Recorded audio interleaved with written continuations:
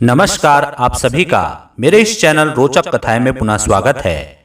आज मैं आपको पापमोचनी एकादशी की व्रत कथा बताने जा रहा हूं, तो देर नहीं करते शुरू करते हैं आज की कथा।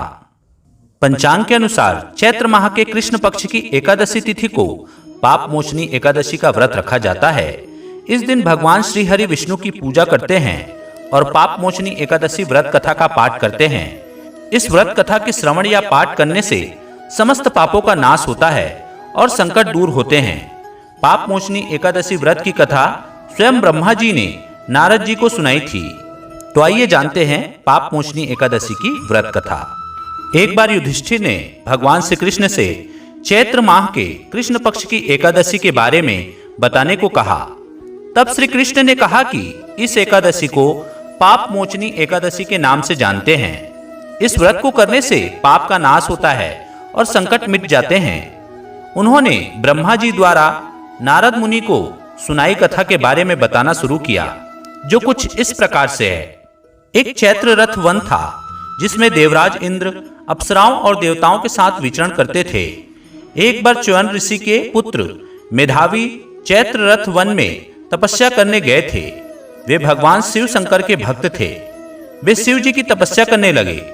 कुछ समय व्यतीत होने के बाद कामदेव ने मंजू घोषा नाम की एक अप्सरा को मेधावी ऋषि का तप भंग करने के लिए भेजा। उस समय मेधावी युवा थे और वे मंजू घोषा के नृत्य एवं सुंदरता पर मुग्ध हो गए। वे शिव भक्ति से विमुख हो गए। मेधावी मंजू घोषा के साथ रति क्रीड़ा में लीन हो गए। ऐसा करते हुए 57 साल बीत गए। तब एक दिन मंजू घोषा ने मेधावी से वापस देवलोक जाने की अनुमति मांगी।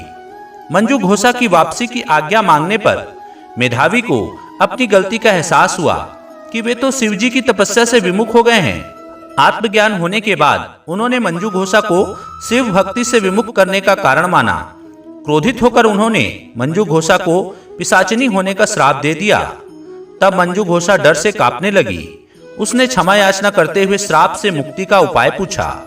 तब मेधावी ने उसे पापमोचनी एकादशी व्रत रखने को कहा।